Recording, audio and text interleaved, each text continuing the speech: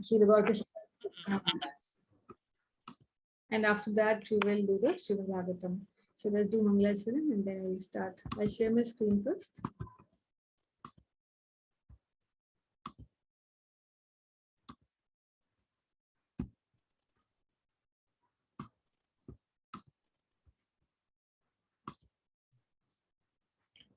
Om Namo Bhagavate Vasudevaya. Om Namo Bhagavate Vasudevaya. Om Namo Bhagavate Vasudevaya. Narayanam Namaskrityam Naram Cheva Narottamam Devim Saraswatim Vyasam Tato Jayamudire Nashta Prayeshu Bhadreshu Nityam Bhagavata Sevaya Bhagavati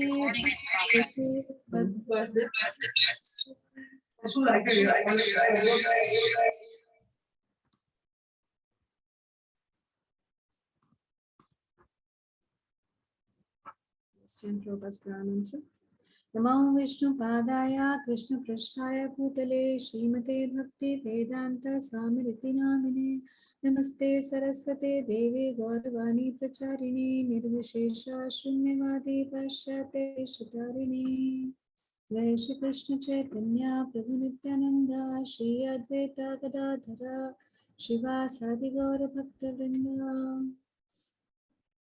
तो पिछले 2 बार हम लोगों ने आचार्यों के बारे में discussion किया था, प्रभुपाद जी के बारे में हमने डिस्कशन किया था और उसके बाद श्रील भक्ति सिद्धांत सरस्वती ठाकुर के बारे में।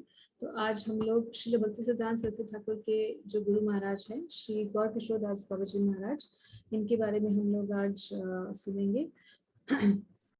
बहुत संक्षेप में ही बताऊंगी, बहुत ज़्यादा इनकी जीवन के ऊपर हिंदी किताबें नहीं लिखी गई हैं। He was a very renounced person, so not much is known about his life, his personal life, especially his early life. एक बार पहले हम लोग प्रणाम मंत्र बोलते हैं। आप लोग जो मैं सब बोल सकते हैं बोलिएगा। गौर किशोर स्वामी महाराज जी का। नमो गौर किशोराय साक्षात् वैराग्य मूर्ते विप्रलंबर सांबोधे पादाम्बुजाय ते नमः। तो हर एक आचार्य का, जैसे श्रील प्रभुपाद जी का प्रणाम मंत्र है, ऐसे ही श्रील भक्ति सिद्धांत सरस्वती ठाकुर का और भी जितने भी हमारे आचार्य जो आप इस्कॉन के गुरु वर्ग देखते हैं, जो हम गुरु परंपरा हम हर भक्त जो है अपने ऑल्टर पे लगाते हैं, उन सब यानी कि सबसे पहले श्रील प्रभुपाद, और अगर आप दीक्षित हैं तो उनसे पहले आपके गुरु महाराज जो भी श्रील प्रभुपाद जी के शिष्य होंगे उनकी पिक्चर आएगी। फिर श्रील प्रभुपाद जी के बाद श्रील भक्ति सिद्धांत सरस्वती ठाकुर, और उनके बाद श्रील गौर किशोर दास बाबा जी महाराज, उनके बाद श्रील भक्ति विनोद ठाकुर, और उसके बाद जगन्नाथ दास बाबा जी महाराज। तो यहाँ तक की जो गुरु परंपरा है, पिछले 5 जो आचार्य हैं, उनकी पिक्चर्स हम लोग जनरली इस्कॉन के डिवोटीज अपने ऑल्टर पर लगाते हैं। और जहाँ भी आपको इस्कॉन टेम्पल्स में गुरु परंपरा दिखती है तो जनरली हम ये 5 तो लगाते ही हैं इनका पिक्चर, और उसके आगे भी वैसे गुरु परंपरा तो पूरी है ही लंबी, but this is a standard that we do, at least this much we have on our altars, अपने मंदिर में हम लोग लगाते हैं। तो गौर किशोर दास बाबा जी महाराज के बारे में सबसे पहले तो इनके जैसे प्रणाम मंत्र से ही पता चल रहा है, ऐसे सभी आचार्यों का प्रणाम मंत्र है, भक्ति विनोद ठाकुर जी का भी है और जगन्नाथ दास बाबा जी महाराज का भी है। तो अगर आप भक्त लोग थोड़ा प्रयास करें तो हर किसी आचार्य का, ये जो 5-6 आचार्य एटलीस्ट जो हमारे गुरु वर्ग हैं, उनका हम प्रणाम मंत्र याद कर सकते हैं और प्रणति बोल सकते हैं जब भी हम इनके दर्शन करें। और किसी ने एक बार प्रश्न पूछा था कि भगवान को प्रणाम करना और उनकी प्रणति याद करना, ये तो प्रणति मतलब प्रणाम मंत्र याद करना, ये तो समझ में आता है, मगर हम क्यों किसी आचार्य, किसी मॉर्टल बीइंग की हम क्यों करें। तो अभी तक तो हम ये समझ ही चुके हैं कि वैष्णव आचार्य कोई साधारण लोग तो नहीं है।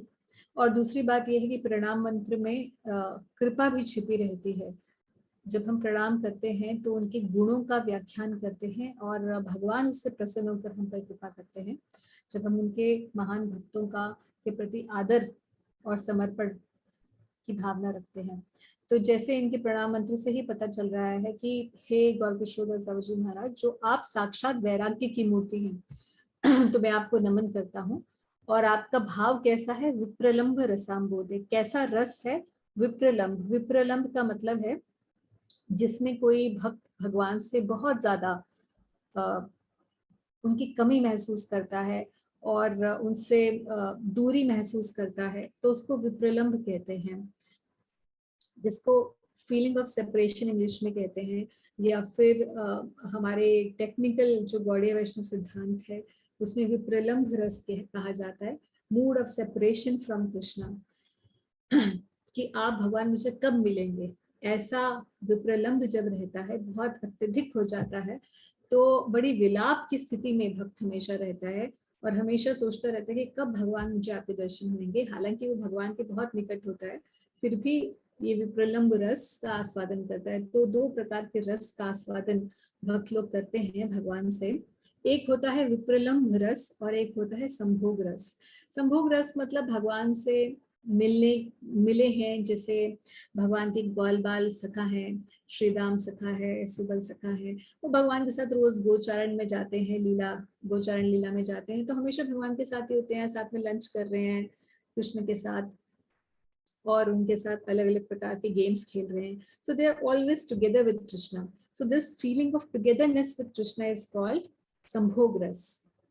And when Krishna leaves them, जब कृष्ण द्वारका या वृंदावन से चले जाते हैं और मथुरा चले जाते हैं, तो उनके ग्वाल बाल सखा हैं, वो गैया चराना छोड़ देते हैं, सब कुछ कोई भी काम करना छोड़ देते हैं, क्योंकि अब वो विप्रलंब रस में है। तो विप्रलंब रस भी उतना ही आस्वादनीय होता है या उतना ही रिलेशेबल होता है जितना संभोग रस, क्योंकि विप्रलंब जो है वो और भक्त को भगवान से मिलने की उत्कंठा उसमें इतनी बनी रहती है कि उस विरह की अग्नि में भक्त और ज्यादा उज्जवल चरित्र का होता चला जाता है। तो हमारे वैष्णव संप्रदाय के अंदर ये विप्रलंब रस की बड़ी महानता बताई गई है। ये ना सोचकर भक्त कि भगवान बस अब मुझे मिल ही गए हैं, यही सोचता है कि बस भगवान अब मुझे कब मिलेंगे। इससे होता क्या है, श्री चैतन्य महाप्रभु ने विप्रलंब रस को क्यों इतना प्रमुख बताया, क्योंकि उन्होंने कहा कि जीव के लिए भगवान को जल्दी प्राप्त करने के लिए ये विप्रलंब रस बहुत फायदेमंद है, क्योंकि as much as separation you feel from Krishna, that much you want to meet him, and your eagerness to meet him intensifies to that degree that you become very soon you become purified. और अगर कोई संत महात्मा ये बोले हाँ हमें तो होते हैं, रोज भगवान के दर्शन होते हैं, और एक गौड़ीय वैष्णव बोले पता नहीं बस भगवान अब मुझे कब मिलेंगे, भले ही उसे रोज भगवान के दर्शन होते हैं मगर एक सेकंड के लिए भी नहीं मिलते, तो सोचता है, बस छटपटा जाता है कि भगवान आप मुझे कब मिलोगे। तो आज हम जो नारद मुनि की भी चर्चा करेंगे, जो आज हम छठा अध्याय शुरू कर रहे हैं। तो छठा अध्याय शुरू करेंगे तो नारद मुनि के बारे में भी आज हम देखेंगे कि कैसे नारद मुनि को भगवान के दर्शन हुए, और दर्शन होने के बाद भगवान ने अपना दर्शन उनसे हटा लिया। तो नारद जी बड़े व्याकुल हो गए कि भगवान अब आप मुझे कब मिलेंगे, तो बोले कि इस जन्म में नहीं मिलूंगा, अब दोबारा दर्शन नहीं दूंगा इस जन्म में। तो विप्रलंभ में भगवान उनको और ज्यादा प्योरीफाई करने के लिए, मतलब जल्दी से प्योरीफाई करने के लिए विप्रलंभ रस देते हैं भगवान अपने भक्तों को। तो ये विप्रलंभ रस का आस्वादन करते रहते थे हमेशा गौर किशोर दास बाबा जी महाराज। और ये इनकी खासियत थी कि ये साक्षात वैराग्य मूर्ति थी। इतना वैराग्य था इनके अंदर, क्योंकि आप इनके वैराग्य के बारे में सुनेंगे तो आपको लगेगा कि दिस इज अनह्यूमनली वैराग्य था। तो ऐसे महान आचार्यों के जब वैराग्य के बारे में हम सुनते हैं तो प्रश्न ये उठता है कि क्या ये हमारे लिए भी एक आदर्श है कि हमें भी वैरागी बन जाना चाहिए या नहीं। तो इसके बारे में हम लोग देखेंगे कि क्या हमारे लिए क्या इसमें गाइडेंस है। तो सबसे पहले तो गौर किशोर दास बाबा जी महाराज पहले एक गृहस्थ आश्रम में थे, मगर फिर उसके बाद गृहस्थ आश्रम का त्याग करके इन्होंने वृंदावन ये गए, जहाँ इनके जो गुरु महाराज दीक्षा जिनसे इन्होंने ली वो श्रील भगवत दास बाबा जी थे। तो ये बाबा जी शब्द क्यों आया, क्योंकि पहले श्रील भक्ति सिद्धांत सरस्वती ठाकुर इनके जो शिष्य रहे, श्रील भक्ति सिद्धांत सरस्वती ठाकुर जो प्रभुपाद जी के गुरु महाराज थे, और इनके गुरु महाराज गौर किशोरदास बाबा जी महाराज है। तो गौर किशोरदास बाबा जी महाराज ने दीक्षा भक्ति विनोद ठाकुर जी से नहीं ली थी, जिनकी पिक्चर हमारे इस्कॉन के गुरु वर्ग में आती है, बल्कि शिक्षा गुरु इनके भक्ति विनोद ठाकुर थे। दीक्षा इन्होंने भागवत दास बाबा जी से ली थी, और जो वृंदावन में निवास करते थे।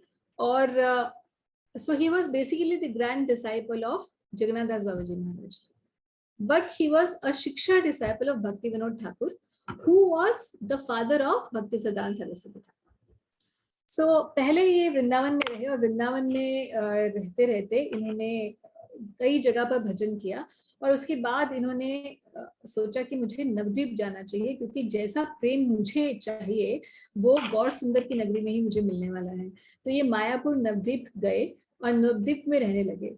मगर इन्होंने देखा कि महाप्रभु के जाने के बाद, देखिए भक्ति सिद्धांत सरस्वती ठाकुर तब वहां बच्चे ही थे, और भक्ति विनोद ठाकुर उनके जो पिताजी थे वो उस समय एस्टैब्लिश कर रहे थे गौड़ीय वैष्णव समाज को दोबारा से एस्टैब्लिश कर रहे थे, क्योंकि महाप्रभु के जाने के बाद बहुत सारे अपा संप्रदाय आ गए थे, डिविएंट फिलॉसफीज हो गई थी, और अलग अलग ग्रुप्स बन गए थे जो कि in the name of Gaudiya Vaishnavism they were doing all kind of stupid things, जैसे रासलीला करना, ये वो एक्सेप्ट इस तरह की उल्टी सीधी चीजें कर रहे थे।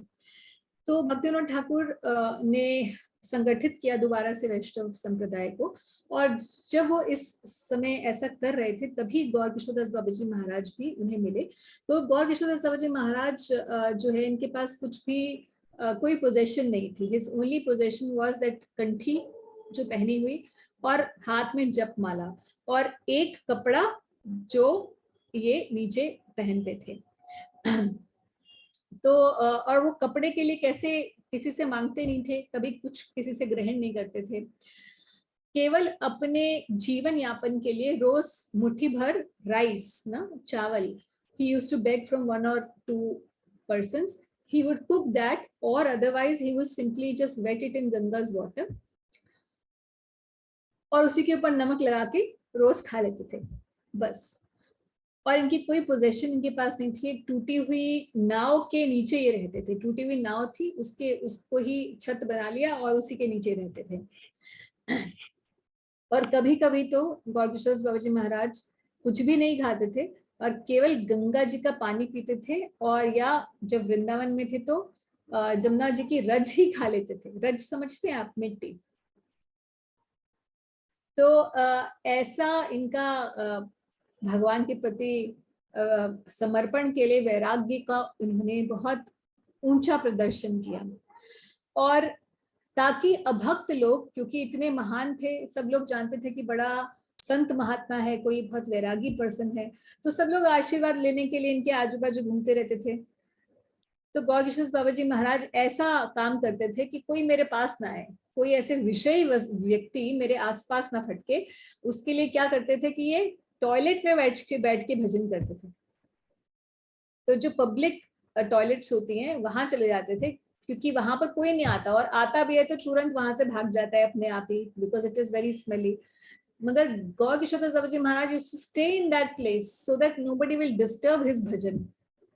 So his mood of it is very different kind of behavior than generally the saintly people do. So he would not make himself available to everyone. तो एक दो instances इनके जीवन कथा में आते हैं। जैसे एक इंस्टेंस आता है कि एक वहाँ के लोकल राजा थे, तो उन्होंने कहा कि महाराज मैं आपकी सेवा करना चाहता हूँ, आप मुझ पर कृपा कीजिए, मुझे आपकी कृपा की आवश्यकता है। तो बहुत पीछे पड़ गया कि मुझे आप कृपा प्रदान कीजिए अपनी। तो गौर किशोर बाबा जी महाराज ने बोला कि ठीक है, मेरी कृपा ये है। उसको 2 कोपीन वस्त्र दिए, इनकी कोपीन वस्त्र दिए, और बोले कि आप यहाँ आ जाओ और संन्यास ले लो मुझसे, घर गृहस्थी त्याग कर यहीं बैठो, हम दोनों भजन करेंगे एक कुटिया बनाकर। तो वो उसके बाद फिर आया नहीं बाबू जी महाराज के पास। Similar instance also happened when Srila Prabhupada was traveling once in a train in India. तो प्रभुपाद जी ट्रेवल कर रहे थे तो खूब सारे उनके फॉरेनर शिष्य थे। तो ट्रेन में एक जैसे हिंदुस्तानी लोग होते हैं, किसी भी संत को देखते हैं तो उसके पैर छूते हैं और बोलते हैं कि महाराज आशीर्वाद दीजिए। तो प्रभुपाद जी ने बोला मेरा आशीर्वाद ये आप पे। तो बगल में उनका एक भक्त बैठा था, शिष्य बैठा था प्रभुपाद जी का और सैफ्रॉन में था, मतलब त्याग के वेश में, और केश मुंडित थे। तो प्रभुपाद जी ने बोला मेरा आशीर्वाद ये चाहिए आपको। तो चला गया व्यक्ति। क्योंकि हम आशीर्वाद तो चाहते हैं किसी महान भक्त का, मगर हम ऐसा जनरली हम लोग चाहते हैं, जनरल समाज में लोग आशीर्वाद इसको समझते हैं कि इनकी ब्लेसिंग से मेरा धन धान्य और अच्छा हो जाएगा, मुझे संतान की प्राप्ति होगी इत्यादि। तो मटेरियल बेनिफिट्स के लिए हम सेंटली लोगों के पास जाते हैं जब ऐसी प्रॉब्लम्स आ जाती हैं तो। मगर वास्तविक बात यह है कि जब हम किसी महान संत के पास जाएं तो हमें ये सोच के जाना चाहिए कि हमें अपनी मटेरियल डिजायर जो है इनको कब मेरी खत्म होंगी, कब मुझे ऐसे भक्त का संग मिलेगा कि मेरे हृदय से ये जो भोग करने की इच्छा है खत्म हो सकेगी। वास्तविक साधु संग वही है जो हमारी भौतिक आसक्ति को खत्म करे, ना कि उसको बढ़ाने में हेल्प करे। तो गौर किशोर दास बाबा जी महाराज इनसे एक बार और इनकी कथा आती है कि एक समय किसी भक्त ने बोला कि हम चलते हैं, कहीं भंडारा है, आप भी हमारे साथ चलिए। तो गौर किशोर दास बाबा जी महाराज ने बोला कि मैं वहां नहीं जाऊंगा, और उस भक्त को भी मना किया कि आप मत जाइए वहां पर। तो उस भक्त ने बोला नहीं नहीं मैं तो जाऊंगा। फिर वहां से आए तो बोले कि क्यों आप मना कर रहे थे बाबा जी महाराज, आप क्यों मना कर रहे हैं, वहां तो सब भक्त लोग था, भक्त संतों के लिए भंडारा किया गया था। तो बोले कि जिस व्यक्ति ने इस जो भंडारा करवाया था वो कोई दूषित स्त्री थी जिसने स्पॉन्सर किया था ये, और ऐसा भोजन करने से, ऐसा अन्न ग्रहण करने से हमारा मन दूषित हो जाता है, और दूषित मन से हम भजन नहीं कर सकते। तो एक बहुत समय प्राचीन कथा है, आप जानते हैं कि सप्त देवालय हैं वृंदावन में। सप्त देवालय मतलब 7 प्राचीन मंदिर वृंदावन के हैं। हालांकि वृंदावन में तो हजारों मंदिर हैं, करीबन 56,000 वृंदावन में मंदिर हैं, 56,000 अबाउट, छोटे बड़े सब मिलाकर। मगर जो सप्त देवालय हैं वो 7 प्राचीन मंदिर है वृंदावन के। उनमें से एक राधा गोविंद देव जी का मंदिर है। तो एक बार हुआ ये कि गोविंद देव जी के मंदिर के पास ऐसे भोज कराया गया, वैष्णव भोज जैसे होता है। तो सारे वैष्णव जो साधु लोग थे वहां गए भोज खाने के लिए। और अगले दिन जब भोजन खा के आए और सोए, तो उसके बाद अगले दिन सब भक्तों ने एक दूसरे से शेयर किया कि आपको कुछ प्रॉब्लम हुई रात को। तो सब भक्तों ने, फिर बाद में पता चला कि सभी भक्तों को they had sexual desires at night. So जबकि ऐसा साधु समाज में सबके साथ हो जाए ऐसा पॉसिबल नहीं है। सो उस कथा में भी ऐसा आता है, रूप गोस्वामी के जब हम कथा पढ़ते हैं तो उसमें ये कथा आती है गोविंद देव जी के बारे में। तो पता चला कि किसी वैश्या ने सब कुछ छोड़ छाड़ कर वो भक्त बनी, और जितना भी पैसा उसके पास था उससे उसने दान दिया, और दान में एक पोर्शन गोविंद देव जी को भी दिया और एक पोर्शन से उसने साधु सेवा भी की, भक्तों को प्रसाद खिलाया। मगर क्योंकि वो दूषित संपत्ति थी, इसीलिए भक्तों को उसका थोड़ा थोड़ा पाप डिस्ट्रीब्यूट हो गया। इसीलिए जो बहुत ऊंचे साधुगण होते हैं हम देखते हैं कि वो जहां तहां नहीं खाते। और मैं बहुत सारे ऐसे भक्तों से अपने इस्कॉन में भी और वैसे भी साधु समाज में मैंने देखा है, बहुत सारे भक्त ऐसे हैं जो कि जिनके खाने के मामले में बड़े स्टैंडर्ड्स हैं। स्टैंडर्ड इन द सेंस, कुछ भक्त तो ऐसे हैं जो हमारे इस्कॉन संस्था के अंदर केवल जो इनिशिएटेड डिवोटीज होते हैं उन्हीं के हाथ का खाते हैं। कुछ भक्त ऐसे हैं जो कोई भी भक्त माला करता है उनके हाथ का खा लेते हैं। और कुछ भक्त ऐसे हैं जो कम से कम 16 माला करें, दीक्षित हो, उन्हीं के हाथ का खाते हैं। और उसमें भी कुछ और भक्त ऐसे भी हैं जो केवल अपने ही हाथ से बनाकर खाते हैं और किसी के हाथ का बना हुआ नहीं खाते, चाहे वो सब प्रसाद ही क्यों ना हो। और इस लीला में भी जब भक्तों ने ये बोला कि भाई गोविंद देव जी ने भी तो पाया, ये जब भोग लगा तो गोविंद देव जी ने भी तो पाया, हम सब भक्तों ने पाया, मगर ये प्रसाद ही तो था, क्योंकि गोविंद देव जी का प्रसाद ही तो भोग लगकर ही तो हमने खाया। फिर ऐसा कैसे हो गया कि हमारे अंदर ऐसी कामवासना आ गई इस दूषित अन्न की वजह से। तो that became a talk of discussion among the Vaishnava community while Rupa Goswami was there in Vrindavan. So he told that भगवान की स्थिति ऐसी है कि भगवान किसी भी सूर्य जैसे होता है, वो निष्कलंक होता है।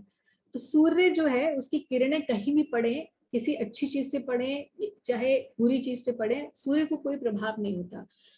जैसे सूर्य की किरणें अच्छे पवित्र गंगा जल पर भी पड़ रही होती है, और वही सूर्य की किरणें किसी ने अगर मल रखा हो तो उस पर भी पड़ती हैं और उसको भी सोख लेती हैं, उसे भी उसकी भी जो ताप है सूर्य का, वो उसकी नमी को भी सोखता है और गंगा जल की नमी को भी सोखता है, मगर सूर्य पर इसका कोई प्रभाव नहीं होता। उसी तरीके से भगवान की पोजीशन है कि Krishna can accept everything because he is beyond the dualities of material world, but since we are still in the dualities, in the world of dualities, and we are still trying to progress in spiritual life, therefore it is important what goes inside the mouth and what comes outside the mouth। यानी कि क्या हम बोल रहे हैं और क्या हम खा रहे हैं, इसका बहुत ज्यादा असर पड़ता है हमारी स्पिरिचुअल लाइफ के लिए। तो गौर किशोर दास बाबा जी महाराज का एक ये पास टाइम था। एक और पास टाइम ये था कि गौर किशोर दास बाबा जी महाराज ने कभी कुछ से प्रसाद रखा हुआ था और अपनी जहाँ वो शयन कर रहे थे, छोटी सी कुटिया थी, और वहां पर एक सांप आ गया। तो कुछ प्रसाद रखा हुआ था जो चावल का, जो बाद में खाना था उन्होंने, और सांप आया तो उस कुटिया के अंदर, तो उसको विष डाल सकता था उसके अंदर। तो वहां से, क्योंकि दरवाजा वगैरह कुछ था ये नहीं, खुला ही हुआ था सब कुछ, तो एक स्त्री वहां से गुजर रही थी और उन्होंने उनको जगाया कि अरे बाबा ये सांप है, आपको कुछ परेशानी हो जाएगी, आप ये मत खाइएगा। तो सांप सांप सांप करके उनको चिल्लाकर उनको आगाह करने लगे। तो सांप तो कुटिया के अंदर था और गौर किशोर दास जी महाराज भी कुटिया के अंदर थे। तो गौर किशोर दास जी महाराज ने बोला पहले तुम जाओ यहाँ से, क्योंकि सांप के साथ तो मैं रह सकता हूँ मगर कोई स्त्री मेरे आसपास नहीं होनी चाहिए। क्योंकि जो वैराग्य का प्रदर्शन कर रहे थे ना गौर किशोर दास जी महाराज, तो इसीलिए वो किसी विषय, कोई भी वस्तु हो या विषय व्यक्ति हो या कोई भी ऐसा, जैसे महाप्रभु भी किसी स्त्री से नहीं मिलते थे। श्री चैतन्य महाप्रभु हालांकि स्वयं कृष्ण ही हैं, मगर क्योंकि संन्यास आश्रम का पालन कैसे दृढ़ता से करना चाहिए ये बता रहे थे, ये सिखा रहे थे, इसलिए किसी स्त्री से वो मिलते नहीं थे और स्त्रियां उनका दर्शन दूर से करती थी। तो गौर किशोर दास जी महाराज भी क्योंकि वैराग्य मूर्ति है इसीलिए ऐसा प्रदर्शन कर रहे थे। हालांकि अगर हम भक्ति सिद्धांत सरस्वती ठाकुर को देखें या भक्ति विनोद ठाकुर जी को देखें, उन्होंने बहुत सारी, जैसे भक्ति सिद्धांत सरस्वती ठाकुर की बहुत सारी फीमेल डिसाइपल्स भी थी, प्रभुपाद जी की बहुत सारी फीमेल डिसाइपल्स थी, और आज भी भक्तों के समाज में ये है कि everybody is being initiated. But because he was specifically in the mood of renunciation and he was exemplifying that is why he had this kind of very extreme behaviors. So बाबा जी वेश जो है, भक्ति सिद्धांत सरस्वती ठाकुर जी से पहले सब बाबा जी वेश में रहते थे हमारे आचार्य लोग। बाबा जी वेश का मतलब ये है कि सफेद कपड़ा पहन के रखते थे, ऑरेंज कपड़ा नहीं, क्योंकि ऑरेंज कपड़ा जो है वो संन्यास आश्रम या ब्रह्मचर्य आश्रम का प्रतीक होता है, और ये सब वर्णाश्रम पद्धति के अंदर आता है। यानी कि जो वर्णाश्रम में ब्रह्मचारी हैं या सन्यासी हैं वो ही गेहूं वस्त्र धारण करते हैं। मगर क्योंकि भक्त सभी वर्णों और सभी आश्रमों से ऊपर होता है। जैसे भक्ति तीनों गुणों से ऊपर है, ऐसे ही वैष्णव भी तीनों गुणों से ऊपर होता है। इसीलिए इस बात को दर्शाने के लिए कि वैष्णवता का किसी ब्रह्मचर्य या संन्यास आश्रम से कोई लेना देना नहीं है, ये उन सभी वर्णों और आश्रमों से ऊपर है। इसीलिए ये सफेद वस्त्र जो है ये धारण किए जाते थे, बाबाजी वेश जिसको कहा जाता था। और आज भी वृंदावन में बहुत सारे ऐसे संत महात्मा हैं जो ऐसे सफेद कपड़े ही पहनते हैं और बाबाजी वेश में रहते हैं। मगर श्रील भक्ति सिद्धांत सरस्वती ठाकुर जब आए, उन्होंने देखा कि कलयुग की जो जनता है उसके लिए अभी ऐसा आचार करना कि वो किसी वर्ण और आश्रम में नहीं है बल्कि उससे ऊपर है, तो ऐसे कुछ समाज के लोग तो हो सकते हैं मगर अधिकांश लोग नहीं हैं। And because he wanted to vastly expand the preaching, and when we preach to every kind of person, तो समाज के हर एक लेवल का पर्सन जो है, जो भी श्रद्धावान है, वो भक्त बनता है। मगर अभी वो उस लेवल पर नहीं आया होता कि वो वर्णाश्रम से ऊपर हो। इसीलिए वर्णाश्रम, देवी वर्णाश्रम की का ऑर्गेनाइजेशन जो है भक्ति सिद्धांत सरस्वती ठाकुर जी ने किया, जो गौरकिशोर दास जी महाराज की इकलौते only one disciple he had. और पिछली बार हमने डिस्कस किया था कि कैसे गौरकिशोर दास जी महाराज कभी भी दीक्षा नहीं देते थे, बट उनके पीछे पढ़ पढ़ के और उनसे बहुत कृपा याचना करके भक्ति सिद्धांत महाराज जी ने उनसे दीक्षा ली। हालांकि गौरकिशोर जी महाराज was illiterate by the worldly estimation, but he was renowned as a very learned and self-realized person. और इनकी समाधि फिर बनाई गई जब इन्होंने शरीर छोड़ा, जब भक्ति विनोद ठाकुर जी ने शरीर छोड़ा, उसके कुछ ही समय बाद गौरकिशोर दास बाबा जी महाराज ने भी शरीर छोड़ा और इनकी समाधि बनाई गई। मगर कुछ समय बाद, कुछ सालों बाद गंगा जी के प्रवाह की वजह से समाधि बह गई, तो दोबारा से इनकी समाधि बनाई गई। और अभी प्रेजेंटली इनकी समाधि जो है वो श्री चैतन्य मठ जो नवदीप धाम में है वहां पर है, जहाँ भक्ति सिद्धांत सरस्वती ठाकुर जी की भी समाधि है। दोनों गुरु और शिष्य दोनों की समाधि एक ही स्थान पर है, नवदीप में, यानी कि मायापुर धाम में, वेस्ट बंगाल में। और जब समाधि पुनः बनाई गई, उसकी भी बड़ी रोचक कथा है कि भक्ति सिद्धांत सरस्वती ठाकुर ने बोला कि मैं इनका इकलौता डिसाइपल हूँ, तो मुझे ये ऑनर मिलना चाहिए कि मैं इनकी समाधि दोबारा से स्थापित करूं। मगर वहां के जो बड़े एफ्लुएंट बाबा जी थे, सब लोग इकट्ठे हुए कि नहीं नहीं, हम बनाएंगे इनकी समाधि। तो पुलिस इतना ज्यादा मतलब मतभेद हो गया इतना इस बारे में कि वहां से एक पुलिस पर्सन को, मजिस्ट्रेट को आना पड़ा, district police magistrate. He came to oversee कि कोई गड़बड़ ना हो जाए। एंड भक्ति सिद्धांत सरस्वती ठाकुर ने कहा कि ठीक है, अगर आप लोग बनाना चाहते हैं तो मैं आप लोगों को सिर्फ एक ही चीज कहूंगा, क्योंकि वो मेरे गुरु महाराज जो है साक्षात वैराग्य की मूर्ति थे और कभी भी उन्होंने भोग वासना का दूर दूर तक उनसे लेना देना नहीं था। इसलिए मैं चाहता हूं कि कोई भी ऐसा ही व्यक्ति इनकी समाधि को पुनर्निर्माण करे या हाथ लगाए जिसने कभी क्या कहते हैं, परस्त्री गमन ना किया हो पिछले 1 साल में। अच्छा, थे सब वो उस समय की सिचुएशन, जैसे हमने बताया कि ऐसा था कि वैष्णव समाज के नाम पर वो उल्टे सीधे काम करते थे। फिर उन्होंने बोला कि एक तो कोई भी सामने नहीं आया। फिर उन्होंने बोला अच्छा पिछले 6 महीने में, बोले पिछले 1 महीने में किसी ने ना किया हो। अच्छा पिछले 3 दिन में किसी ने परस्त्री संग ना किया हो, तो मेरे पास, तो मैं मानूंगा कि वो अधिकारी है मेरे गुरु महाराज की समाधि को टच करने के लिए। तो वो पुलिस जो खड़े थे उन्होंने बोला आप कैसे डिसाइड करेंगे, या हाँ बोले ना बोले, कौन सच बोला, आप कैसे बताएं। तो उन्होंने बोला कि ठीक है, लेट देम से, I will believe their words. But still nobody came forward. तो भक्ति सिद्धांत सरस्वती ठाकुर, क्योंकि नैष्टिक ब्रह्मचारी थे, इनके जो डिसाइपल थे, नैष्टिक ब्रह्मचारी का मतलब है कि मनसा वाचा कर्मणा, कभी भी ब्रह्मचर्य का, व्रत का खंडन ना हुआ हो, इसको नैष्टिक ब्रह्मचारी कहा जाता है। तो क्योंकि श्रील भक्ति सिद्धांत सरस्वती ठाकुर नैष्टिक ब्रह्मचारी थे, तो उन्होंने बोला I am the only person who is entitled to touch his samadhi. So अब गौर किशोर दास बाबाजी महाराज की जो एक्सट्रीम रिनंसिएशन थी, his austerities, extreme level of वैराग्य, chanting in a lavatory, and sometimes you know what he would do, अपने जहाँ कुटिया होती थी उसके आसपास, क्योंकि बंगाल में तो लोग मछली बहुत खाते हैं ना, तो मछलियां आसपास उसकी बोन्स वोन्स रख देते थे, जो क्या कहते हैं उसको, आगे आंगन वाला जो खड़ी सी बनी होती है वहां पर, ताकि लोग ये सोचें कि वैष्णव नहीं है, ये तो मछली वछली खाने वाला कोई बाबा जी है और बाहर से ही बाहर चला जाए, मुझे डिस्टर्ब ना करें।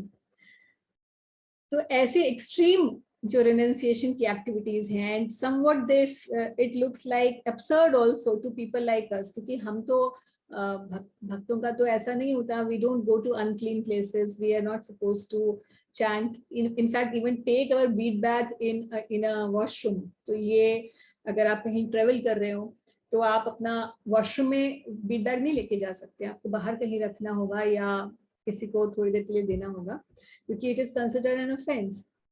But he was sitting and chanting in the lavatory only. तो ऐसी जो एक्सट्रीम सिचुएशंस हैं किसी महाभागवत की जो जीवन शैली है उसका हम example, that's not an example for us, but that is an inspiration for us. We're not supposed to follow exactly that, but we have to understand that such great renunciants have been there, and what we can do is कि हमारे level पर हम कुछ austerity, कुछ renunciation की भावना हमारे अंदर आनी चाहिए, यानी कि कुछ तो हमें भी ऐसा लगे कि बस अब भोग विलासिता में ही हम सारा जिंदगी जिएंगे, बस फैसिलिटीज नहीं मिले तो हम भजन नहीं करेंगे, अरे रात को अच्छे से एसी नहीं था सो नहीं पाए तो अब सुबह नहीं उठेंगे। ये जो छोटी, हमारे लेवल पे तो बड़ी छोटी छोटी बातें हैं, हम तो छोटी छोटी फैसिलिटीज नहीं मिलती तो ही हमारा भजन नहीं होता ना। एक दिन खाना नहीं मिला, निर्जल एकादशी कर ली तो अगले दिन ऐसे बिल्कुल हाय तवा मच जाती है कि हमने बहुत कुछ कर लिया जैसे। तो हम अपने लेवल पर कुछ थोड़ा सा, some austerities, some kind of renunciation we must have। at least हमारे लेवल पे हम ये करें कि शोशेबाजी से हम लोग बचें, जो कि अभी बहुत रैम्पेंट है ना हमारे आसपास। So try to simplify the life as much as possible. जितना सिंपल हमारा खाना, हमारे विचार इत्यादि रहेंगे उतना ही आसान होगा भजन करना, और जितना ज्यादा एक्सटर्नल चीजों में हम लोग जाएंगे उतना ही डिफिकल्ट हो जाता है भजन करना। और श्रील प्रभुपाद जी ने तो खैर रिनंसिएशन का जो प्रैक्टिकल वर्जन दिया है वो युक्त वैराग्य का दिया है। जैसे भक्ति युक्त वैराग्य जो रूप गोस्वामी जी ने भी कहा था कि हर चीज को इसलिए नहीं त्याग देना क्योंकि वो हमें दूर लेके जा रही है या हमारे भजन में बाधा है, बल्कि देखना कि किस प्रकार से वो चीज अपने लिए नहीं मगर भगवान के लिए यूज हो सकती है। अगर भगवान की सेवा में कोई चीज यूज हो सकती है तो उसको यूज करना, that is a real renunciation. and that is very practical also for people like us. This is very practical. So if we have a big house, we should use it to make a temple in the house, or we can have some kirtan in the house, we can call people around us, use it as a preaching center. If we have some qualification, we can use that to channelize other people into Krishna consciousness. किसी भी तरीके से जो भी हमारे पास है उसको भगवान की सेवा में लगाया जा सकता है, अगर तो उसे लगाने की कोशिश करनी चाहिए। Then we will become genuinely detached from those things and try to simplify the life as much as possible, because there's no one standard for everyone, applicable for everyone.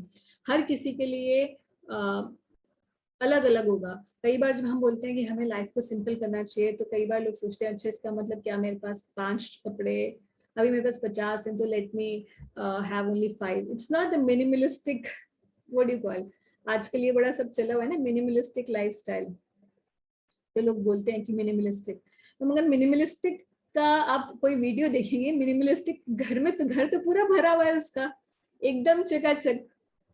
तो सिंप्लिसिटी तो कहीं नहीं है मगर लिखने में मिनिमलिस्टिक होगा, है ना।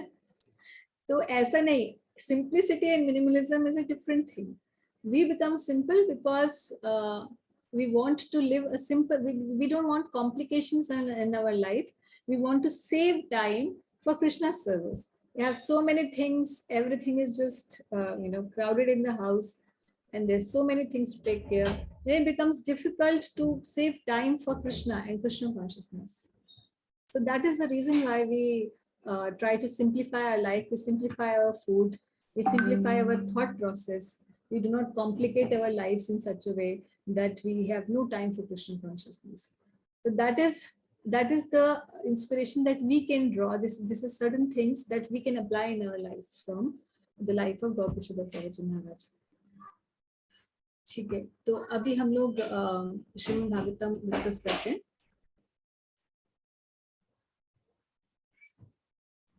माता जी, वन क्वेश्चन. यस माता जी, अगर हम लोग आत्मा है, शरीर नहीं है, तो फिर ये संन्यास, फिर इतना सारा त्याग, मतलब पर स्त्री से इतना दूर रहना, ये सारी चीजें क्यों? हाँ, दिस इज बिकॉज ये सब चीजें हमें रेगुलेट करती है, जो डूज एंड डोंट्स हैं. हालांकि है तो हम आत्मा, मगर अभी प्रॉब्लम ये है कि हम शरीर में हैं और अपने आप को समझते हुए शरीर ही हैं. अभी हम उस लेवल पर नहीं आए. अभी तो हमें थ्योरेटिकल अंडरस्टैंडिंग हुई है ना कि हम आत्मा है, शरीर नहीं, but we don't act on the level of atma. In case अगर मान लो मतलब डायल्यूट भी हो जाए किसी भी तरह से, लाइक आप लोग मतलब आउट ऑफ मैरिज कुछ रिलेशनशिप रख लो या नॉनवेज खा लो या कुछ भी, जिससे आपका शरीर जो इम्प्योर हो जाए, तो लेकिन आपका कृष्णा पे पूरा कंसंट्रेशन है, तो उससे हो सकता है? नहीं पॉसिबल नहीं है, क्योंकि भगवान खुद ही भगवद गीता में कहे हैं कि जो पुण्यात्माएं हैं वो ही मेरी शरण ग्रहण कर पाती है, वही मेरी भक्ति. 7.28 आप भगवद गीता का देखेंगे तो जो भगवान स्वयं कह रहे हैं कि जो पुण्यात्माएं हैं वो मेरी भक्ति को प्राप्त करते हैं. तो धर्म के जो 4 स्तंभ हैं उनमें से एक है मर्सी, है ना. तो अगर हम नॉनवेज खाते तो मर्सी तो खत्म, पर स्त्री संग करते हैं तो हमारा प्योरिटी खत्म, और इंटॉक्सिकेंट्स या कुछ भी ऐसा लेते हैं तो हमारी ऑस्टेरिटी खत्म.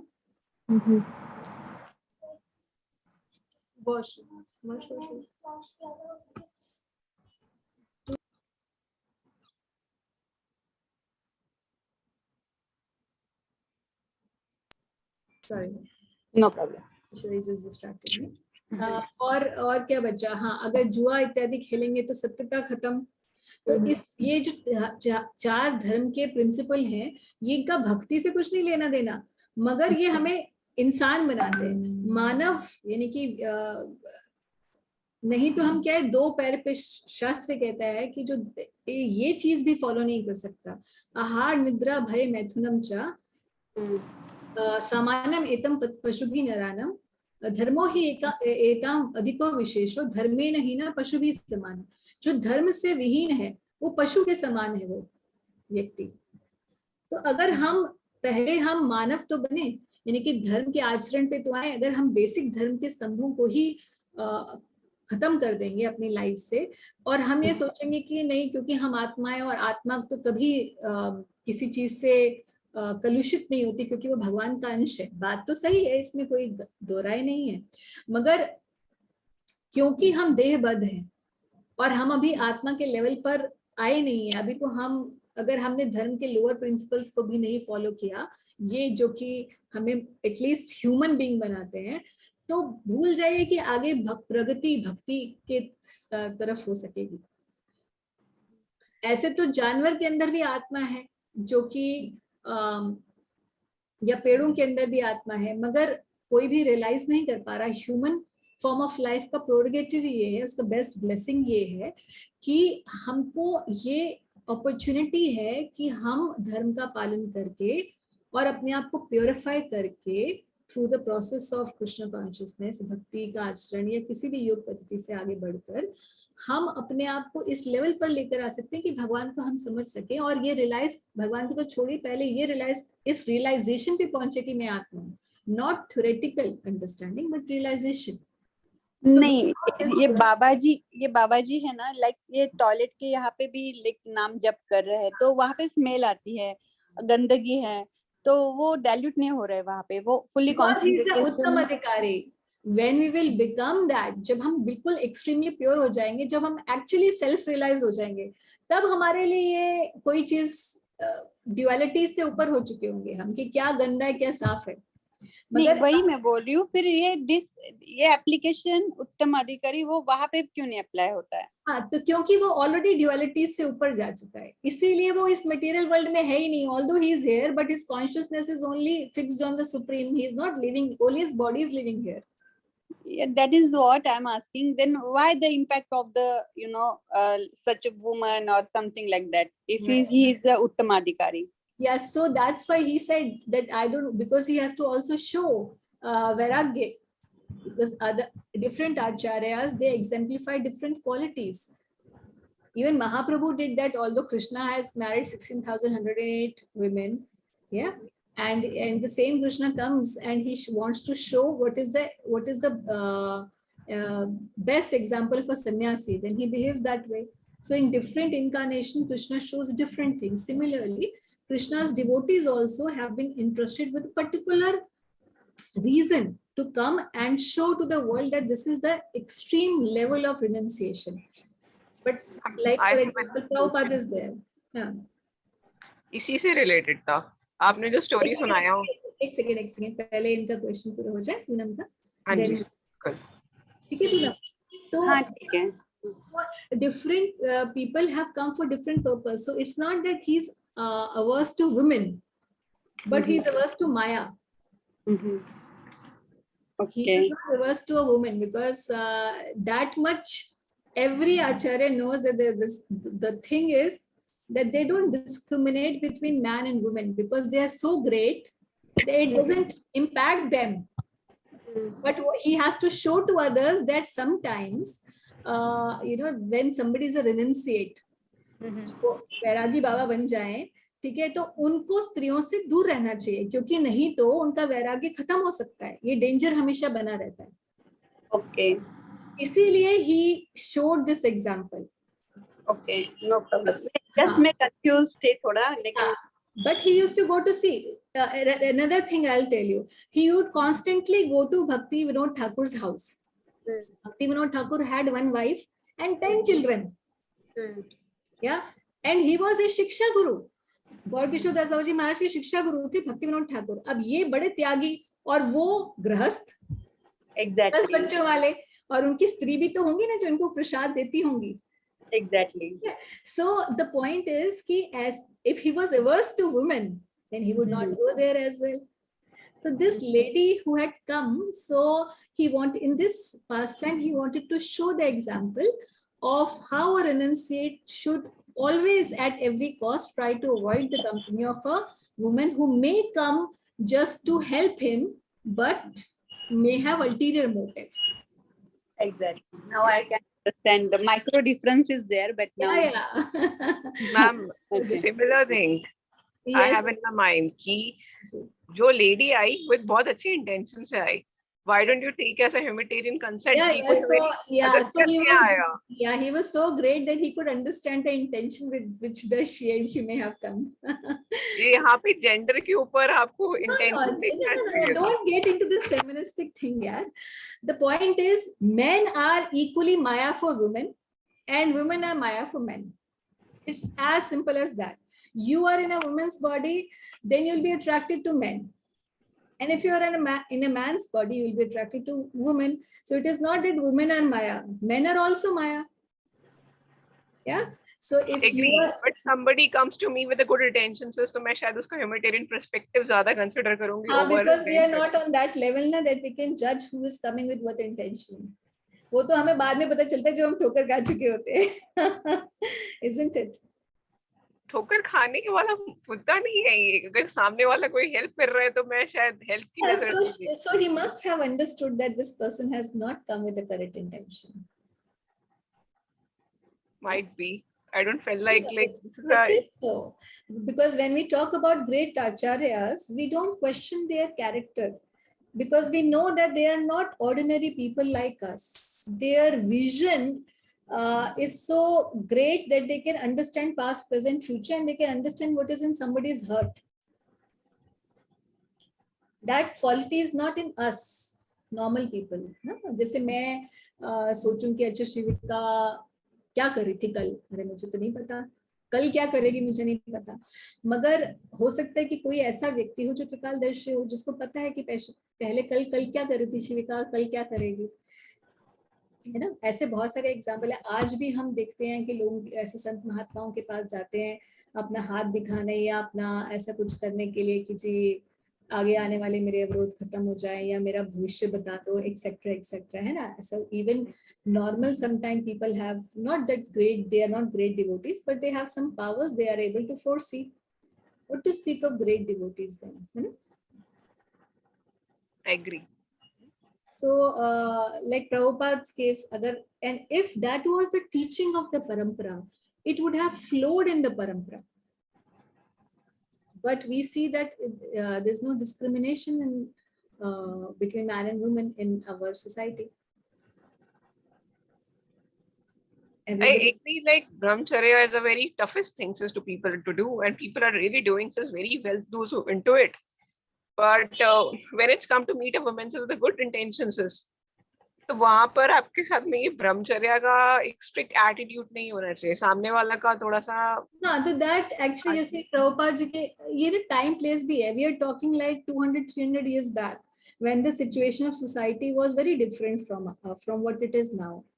Yeah, so if you think about your Dadi ji, for example, she would probably not even go to school, or there was no question of working, because that time women were not sent out of the house, and there was no question of having boys as friend. I'm not talking boyfriend, but boys as, जैसे हम लोगों के बहुत सारे अब colleagues होते हैं, है ना, नॉर्मल फ्रेंड्स। हाँ नॉर्मल, तो उस समय तो हम ये सोच नहीं सकते, उस समय तो होता नहीं था ये सब। So that is also one consideration that the समाज की स्थिति क्या है उसके हिसाब से भी कई बार आचरण और आदर्श प्रस्तुत किए जाते हैं। मगर अगर हम देखें, I also gave the example of Sri Chaitanya Mahaprabhu. He was never meeting a woman because he wanted to exemplify the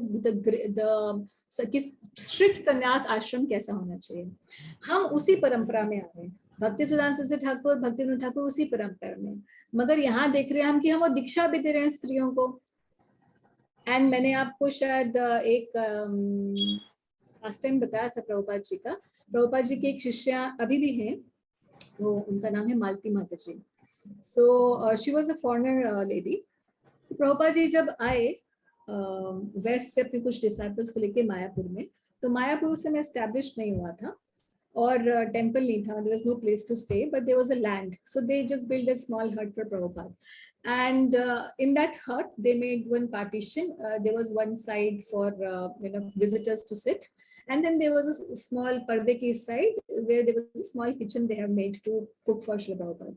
So this Mataji, she was cooking for Prabhupada, and Prabhupada ji ke kuch god brothers वहाँ मिलने आए थे, सन्यासी लोग प्रभुपाद जी से। तो फिर थोड़े समय के बाद मालती माता जी बाहर आई और वो कुछ उनके लिए कुछ प्रसाद लेकर आई उनको देने के लिए, सर्व करने के लिए।